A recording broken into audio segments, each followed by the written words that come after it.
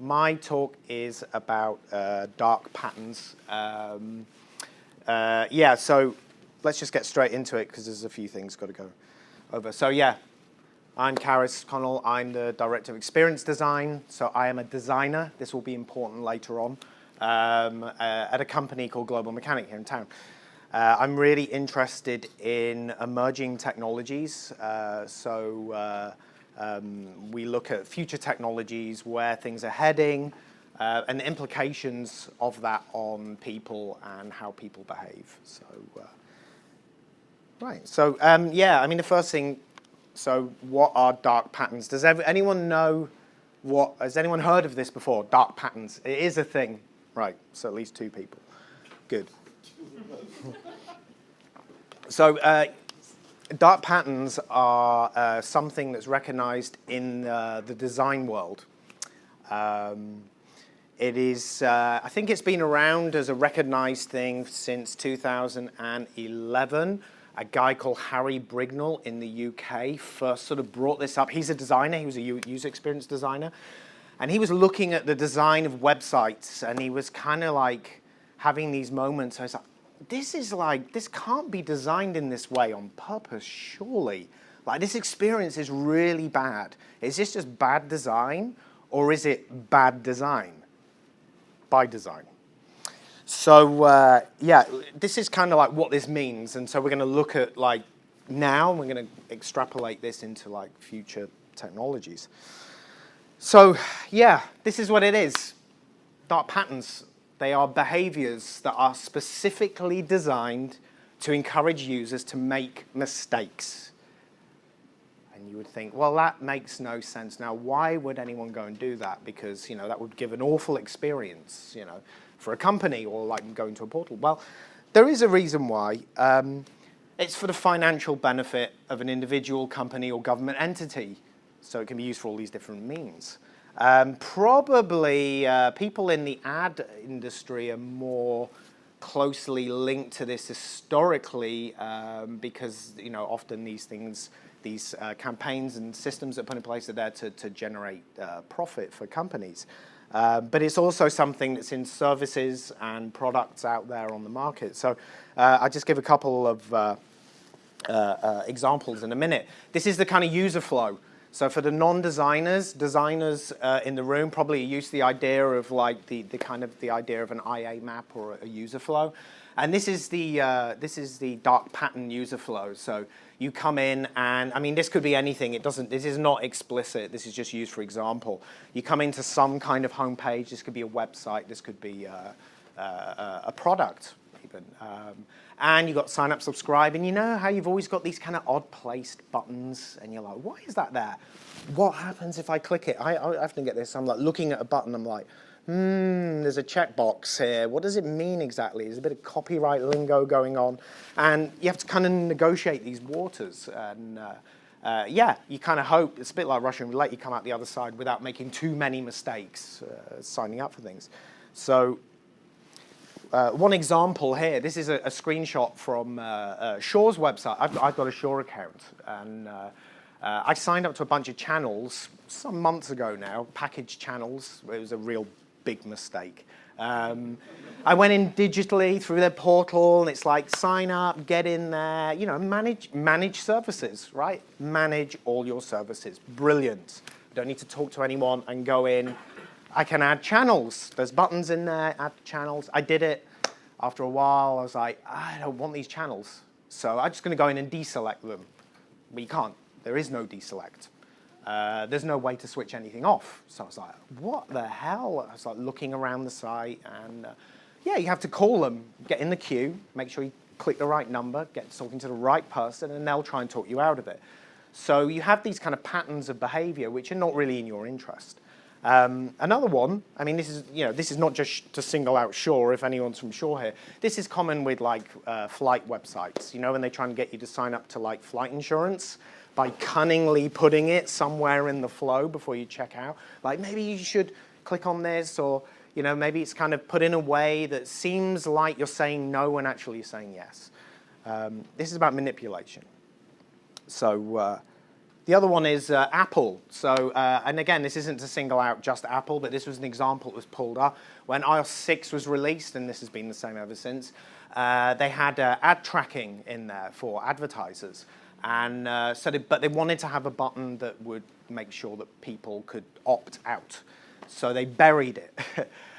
So it's in settings, and it's in the about screen of settings. Now, why would advertising be in the about when that's normally about your phone itself?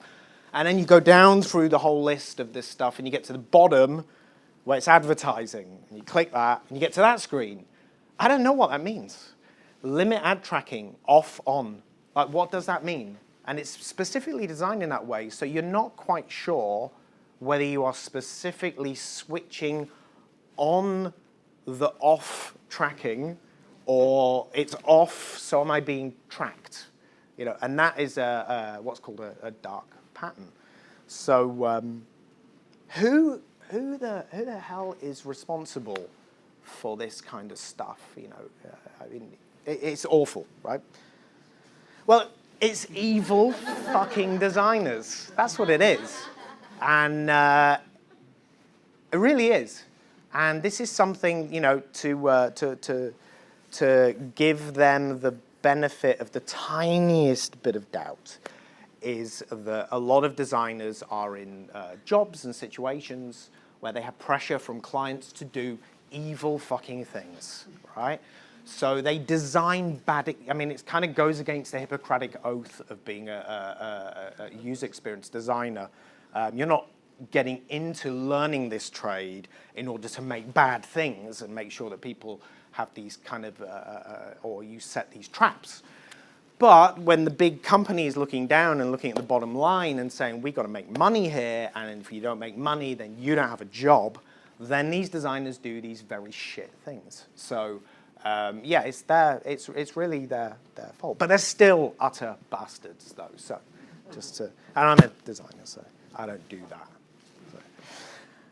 But it's okay, because, I mean, profit is sweet even if it comes from deception. That's what Sophocles said. So, I mean, it can't be too bad. I just wanted to, you know, sweeten it up for the designers out there that do these bad things. It's like, you know, it's not so bad. But now we're going to enter the age of emotive coercion.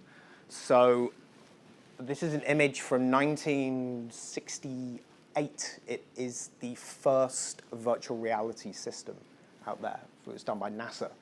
And that guy's spinning around endlessly. He doesn't spin around endlessly. It is a GIF, so he didn't just keep. That's, you know, the whole thing. What I've done is try to symbolize this. You know, I think everyone here knows what VR is. Probably heard a lot of hype about Oculus and Facebook and Samsung and all these other manufacturers that are rushing in to do stuff. But it's kind of interesting for me to look at these dark patterns that are based on websites and are based on products on screens, into looking into how it's going to be in the future when the screen isn't a screen, you're in the screen, you're in the thing itself, and what the implications of that are. So it's going to make the old way of like accidentally clicking buttons look like child's play in the future. So this is the coming of AR and VR. So yeah, this is this isn't really an Apple keynote. This is a mashup of They Live and Apple keynote. Does anyone know what They Live is? The John Carpenter film, amazing film. I just wanted to put that in there somewhere because it fits this idea. Yeah, one day we will be wearing these kinds of devices. It might not be today, it might not be tomorrow. I wear them already. I haven't got them on now, but I wear them in my day-to-day life because I research it and design within it. But I know that in the next couple of years, it'll be a different world out there in terms of the exposure to these systems in your day-to-day lives. So I did this because I thought, you know, if Apple launched this, then of course, you know, if Apple had a VR system, everyone would be like, well, yeah, you're going to need this. But what's interesting about it is it's the future of where the internet will live. The internet will migrate from the rectangles to being where you live. So it's no longer you're looking at it, you're in it again. So this affects the idea of coercion and how to coerce people into doing things. So Yeah, VR is pretty amazing now. You know, the levels of fidelity that you can get from it, the level of graphic quality is at a point of well, you have to see it. I was going to put some screenshots up, but it's kind of pointless because you have to be in it to see it. But it's really, really getting there, and within next year, it'll really be there. One thing that's interesting about this is the amount of research going into VR systems from the military, the governments, and like the medical industry. So it's not just gamers, you know, it's not just for first-person shooters, but they see it as actually a valuable tool. And the reason why they see it as a valuable tool is not because it's like, I just want an awesome heavy thing stuck to my face. It's nothing like that, or it's not like it's a cool thing and we think it's going to be cool for consumers.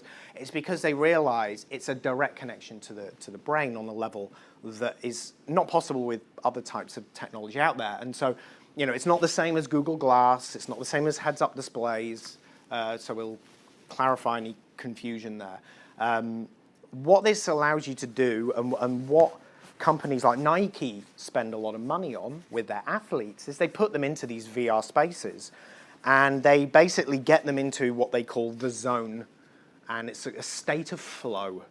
So when you get people into a state of flow, their body believes what they're seeing, and they absorb information at a much greater rate than they do when they're not in this space. And so in the medical industry, they're looking at it for treating post-traumatic stress disorder, because it's actually more successful than sitting in a room with treatment and, with somebody who's going to treat you and doing it that way. Instead, they will put them into the space and they finely tune the environment. So the user experience, so to speak, is complete. There's no outside interference. You control everything.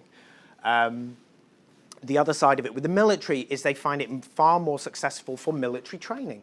They compared it to sending troops out onto the battlefield in exercises and put them into VR states where they were wearing this and they were going through it in a virtual space. And it was photorealistic. It wasn't like some like naff sort of graphics, 3D graphics. It was photorealistic, and they found again that the soldiers were learning things much, much quicker, and obviously a lot cheaper and a lot faster. So in that way, it's really powerful. So the thing behind that is what's interesting, and what is interesting for me as a designer.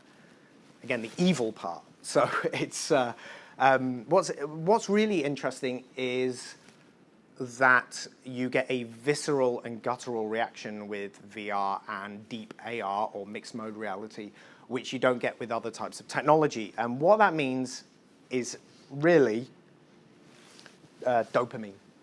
So dopamine is a motivator. It's released when we have the expectation of reward. And once this neurotransmitter becomes hardwired into a psychological reward loop, the desire to get more of that reward becomes the brain's overarching preoccupation. In other words, we can now design experiences, user experiences, that you get addicted to, that you cannot stop using, which is a weird thing for UX designers, because designers are always trying to get to the point where they can make something amazing, so they can tell everyone, hey, it's really successful, it's super cool, or people are using it. What about when people are addicted, like actually cannot stop when it's too good? So this is interesting. This guy here, Mihaly Csikszentmihalyi, a psychologist, he came up with this kind of like philosophical approach to the idea of flow, and he said that it should be about every action, movement, and thought follows inevitably from the previous one, like playing jazz. So this brings up, again, an interesting idea of like the mental state of people in the future. Like right now we have staring at phones, clicking on screens, maybe those dark patterns you deal with right now. You've got your wits about you, it's a screen, you're kind of pissed off, you're like, oh, I got to get through this thing, this form, whatever it is. What happens when it's not form-based? What happens when you're actually booking a flight by, for example, going and being in a virtual environment where you would book the flight? And what about if somebody's coercing you into making decisions? It's a lot easier than putting a checkbox somewhere than someone coming up and literally manhandling you into making a certain decision in the virtual space, or chasing you down a dark alley into a dead end, where you only have one choice. So this is kind of something that obviously the media is interested in. Forbes, legal heroin is virtual reality our next hard drug. Well, obviously, because this soldier is completely off his face. So I think, yeah, they can see something in this. But, I mean, we see a lot of interest around this. And the reason why is because of exactly that. There is this genuine fear on one side. There's a genuine excitement from brands and advertising on the other side, because it's the encapsulation of emotion and coercion that you cannot get in other ways. So, I mean, if dark patterns of the future will be, instead of clicking the wrong button, you're literally strong-armed, guided to make the right decision. If you don't, you're kind of dropped out of the flow. They can just end the experience. And you don't want that, because you're addicted to it. So it's like a hit. Like, why would you want to? It's just much nicer to just go with the flow. So let's just go with it, right? It's going to be no longer about UX designers as we know them right now. As I look at myself and my peers and my colleagues, people who design things in a traditional way, we're now evil fucking alchemists. We're no longer designers, because now what we're talking about, we're designing emotional responses, blush responses. We're trying to work out how your pupils dilate. We can see that. We can see how you get addicted. We can see your heartbeat get faster. We can measure that. We're able to engineer it so you won't leave. You will never want to leave. So, of course, you people are like, yeah, screw this future. It's crap. I just switch the thing off. I mean, you can do that. But you can opt out, do all these things. But why would you? Because, I mean, we've just seen in the previous slide, you go into the real world, you're going to be monitored. You're going to live in a fucked up city. You know, it's going to be like, it's going to suck. It's much nicer in here. Really, we can make it beautiful for you. You can be whatever you want to be, and we'll help you be the best you can be. I practice that. So trust us, we're looking after your best interests. We only want you to stay with us. And really, we want you to stay in the happy place. That's what it is. And that, actually, this is interesting. This picture is quite famous in VR space. Comes from a Vancouver illustrator. So it's kind of like worldwide known as the kind of utopian idea of the future, a dilapidated, abandoned cities with PowerPoints, people living out their lives in a virtual space, as long as you click on the right buttons. And that's it. Thank you.